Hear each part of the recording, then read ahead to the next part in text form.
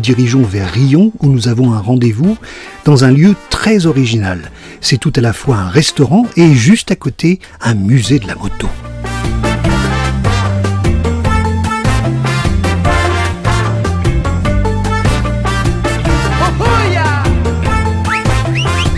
Je ne chante pas les parisiennes, habillées comme des bobos. Nicolas, on est dans ton bar, restaurant Indian Saloon. C'est quoi l'ambiance ici?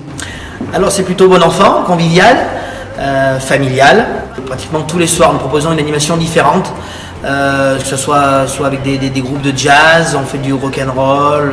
Les week-ends c'est plus de la variété, c'est-à-dire années 80, des tubes actuels, un peu plus soleil. Voilà, et nous avons 2 salles où on propose 2 ambiances différentes. Oui, je suis fou, mais là il faut aller faire dodo. L'Indian Saloon est un restaurant où vous mangerez des bons burgers et où vous vous amuserez. Et peut-être que vous aurez la chance d'entrer dans ce musée, celui d'un collectionneur, d'un passionné, le musée Basse-Terre.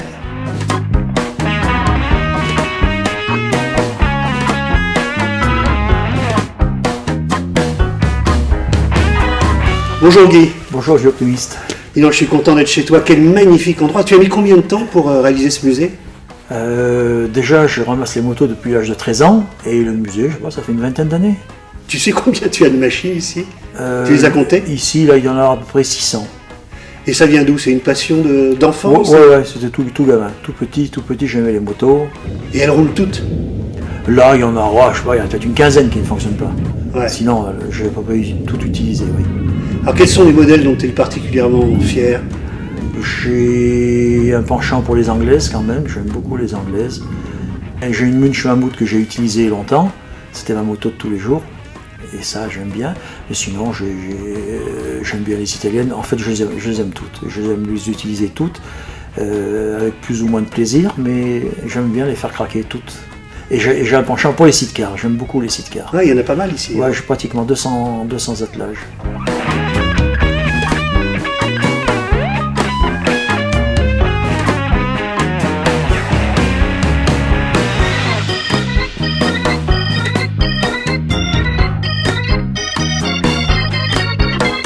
Ça, le sidecar, c'était une vraie passion. Pour rouler en hiver, pour faire les grandes randonnées hivernales, c'était extraordinaire. T'as un bon ami, Ouais, quelqu'un de connu, ouais. et qui va nous rejoindre. Là, c'est un copain de jeunesse. Et c'est quand même un champion du monde. Et tout à fait. Un champion du monde 1984, Christian Saron. Quand tu regardes ton passé, ses courses, ses années folles, Oui, c'est une autre sorte de passion. Moi, c'était la vitesse. Guy, c'était la moto au quotidien, et pas n'importe quelle moto. Je le voyais sur ses grosses motos, sur sa Munch Mammouth par exemple. Il en a parlé, mais il en a eu tellement. Il roulait tous les jours avec. Moi, je suis moins passionné que lui pour rouler sur la route comme ça. et alors tout naturellement ta moto, elle a rejoint la collection de Guy. Oui, elle est une de mes motos, la seule que j'ai achetée en fin de compte à Yamaha. Celle qui a gagné le bol d'or. Celle qui a gagné le bol d'or, la moto avec laquelle j'ai disputé la dernière compétition professionnelle de ma carrière, c'était en 93. C'était avec mon frère Dominique et avec notre équipier japonais, parce qu'on était 3 sur les 24 heures du bol d'or, Yatsumoto Nagai.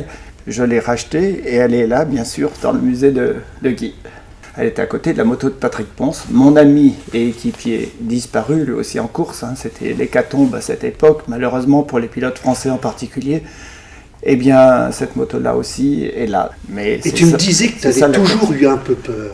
Ah oui, oui. C'est parce que j'étais peureux, très peureux, mais que je n'admettais pas d'être peureux justement et d'être surtout dominé par la peur que j'ai voulu faire de la compétition afin de... finalement de choisir ma vie au lieu d'être... Parce que c'est quoi quand on a peur et qu'on n'ose pas faire les choses? Eh bien, on subit. On est tout simplement esclave de cette peur. Moi, je refusais ça et j'ai voulu justement dominer la peur pour... Alors, la moto et la course moto était un moyen fabuleux pour ça. D'autant plus que j'aimais la moto et les performances. Mais j'ai appris aussi autre chose, parce que mon intention de départ, c'était de dominer la peur, et je me suis vite rendu compte qu'avec les chutes, il fallait que j'apprenne aussi à gérer la douleur, pour quelqu'un qui était au départ douillet. Dans cette même période, c'est le moment où tu découvres le camping-car. Oui, exactement. Comme énormément de pilotes de Grand Prix, sur le paddock, on peut croiser, et à toute époque, on a pu croiser toutes sortes de camping-cars, du plus modeste au plus luxueux. Je pense par exemple quand Freddie Spencer est arrivé en 85 avec un camping-car mais énorme et qui avait des sophistications et inimaginables. Bon, évidemment, donc on côtoie tout, ça donne envie plutôt que de vivre et d'aller à l'hôtel.